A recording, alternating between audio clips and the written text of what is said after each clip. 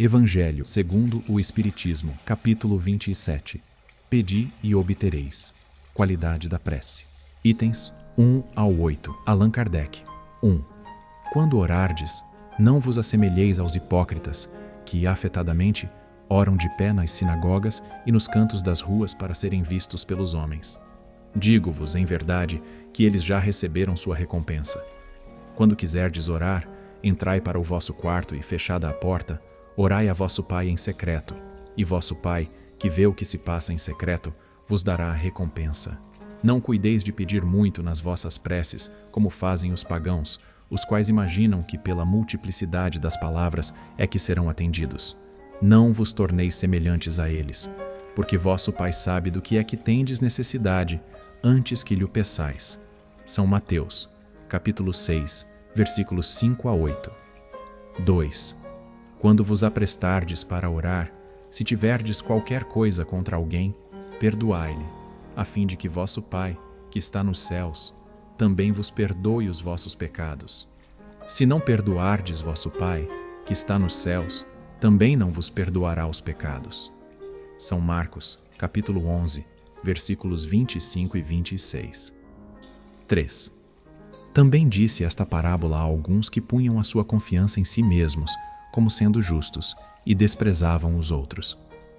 2 homens subiram ao templo para orar. Um era fariseu, publicano o outro. O fariseu, conservando-se de pé, orava assim, consigo mesmo: Meu Deus, rendo-vos graças por não ser como os outros homens, que são ladrões, injustos e adúlteros, nem mesmo como esse publicano. Jejuo 2 vezes na semana, dou o dízimo de tudo o que possuo. O publicano, ao contrário, conservando-se afastado, não ousava sequer erguer os olhos ao céu, mas batia no peito dizendo: Meu Deus, tem piedade de mim, que sou um pecador. Declaro-vos que este voltou para a sua casa, justificado, e o outro não, porquanto aquele que se eleva será rebaixado, e aquele que se humilha será elevado.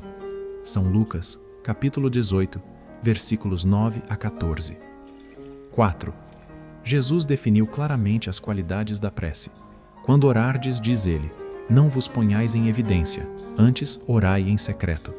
Não afeteis orar muito, pois não é pela multiplicidade das palavras que sereis escutados, mas pela sinceridade delas. Antes de orardes, se tiverdes qualquer coisa contra alguém, perdoai-lhe, visto que a prece não pode ser agradável a Deus, se não parte de um coração purificado de todo sentimento contrário à caridade. Orai, enfim, com humildade, como o publicano, e não com orgulho, como o fariseu. Examinai os vossos defeitos, não as vossas qualidades, e se vos comparardes aos outros, procurai o que há em vós de mal. Capítulo 10, itens 7 e 8. Eficácia da prece. 5. Seja o que for que peçais na prece, crede que o obtereis e concedido vos será o que pedirdes. São Marcos, capítulo 11, versículo 24. 6.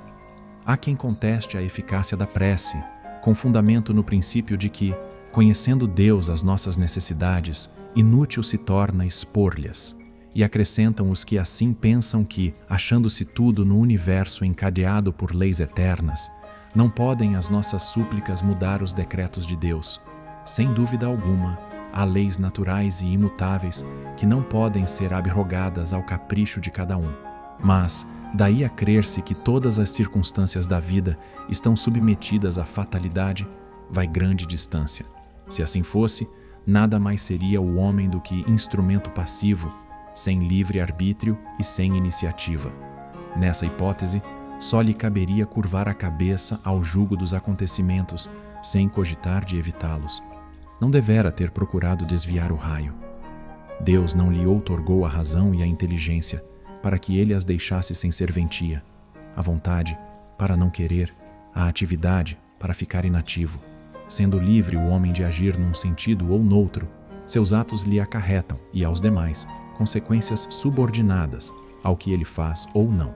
Há, pois, devidos à sua iniciativa, sucessos que forçosamente escapam à fatalidade e que não quebram a harmonia das leis universais, do mesmo modo que o avanço ou o atraso do ponteiro de um relógio não anula a lei do movimento sobre a qual se funda o mecanismo. Possível é, portanto, que Deus aceda a certos pedidos, sem perturbar a imutabilidade das leis que regem o conjunto, subordinada sempre essa anuência à sua vontade. 7. Desta máxima, concedido vos será o que quer que pedirdes pela prece. Fora ilógico deduzir que basta pedir para obter, e fora injusto acusar a providência se não acede a toda súplica que se lhe faça, uma vez que ela sabe, melhor do que nós, o que é para nosso bem. É como procede um pai criterioso que recusa ao filho o que seja contrário aos seus interesses. Em geral, o homem apenas vê o presente. Ora, se o sofrimento é de utilidade para a sua felicidade futura, Deus o deixará sofrer, como o cirurgião deixa que o doente sofra as dores de uma operação que lhe trará a cura. O que Deus lhe concederá sempre, se ele o pedir com confiança, é a coragem, a paciência, a resignação. Também lhe concederá os meios de se tirar por si mesmo das dificuldades, mediante ideias que fará-lhe surgiram os bons espíritos, deixando-lhe dessa forma o mérito da ação. Ele assiste os que se ajudam a si mesmos, de conformidade com esta máxima. Ajuda-te, que o céu te ajudará. Não assiste, porém, os que tudo esperam de um socorro estranho, sem fazer uso das faculdades que possui. Entretanto, as mais das vezes, o que o homem quer é ser socorrido por milagre, sem despender o mínimo esforço. Capítulo 25, número 1 e seguintes. 8. Tomemos um exemplo. Um homem se acha perdido no deserto. A sede o martiriza horrivelmente. Desfalecido, cai por terra, pede a Deus que o assista e espera. Nenhum anjo lhe virá dar de beber. Contudo, um bom espírito lhe sugere a ideia de levantar-se e tomar um dos caminhos que tem diante de si. Por um movimento maquinal, reunindo todas as forças que lhe restam, ele se ergue, caminha e descobre ao longe um regato. Ao divisá-lo, ganha coragem. Se tem fé, exclamará: "Obrigado, meu Deus, pela ideia que me inspiraste e pela força que me deste." Se lhe falta a fé, exclamará: "Que boa ideia tive! Que sorte a minha de tomar o caminho da direita em vez do da esquerda. O acaso, às vezes, nos serve admiravelmente. Quanto me felicito pela minha coragem e por não me ter deixado abater." Mas dirão: por que o bom espírito não lhe disse claramente: "Segue este caminho, que encontrarás o de que necessitas"? Por que não se lhe mostrou para o guiar e sustentar no seu desfalecimento? Dessa maneira, tê-lo-ia convencido da intervenção da providência.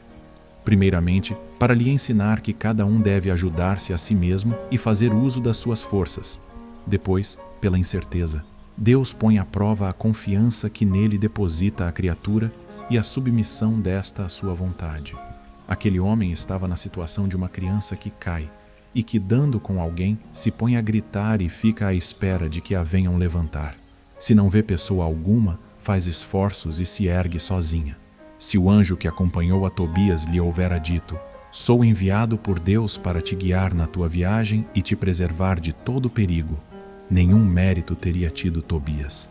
Fiando-se no seu companheiro, nem sequer de pensar teria precisado. Essa a razão por que o anjo só se deu a conhecer ao regressarem.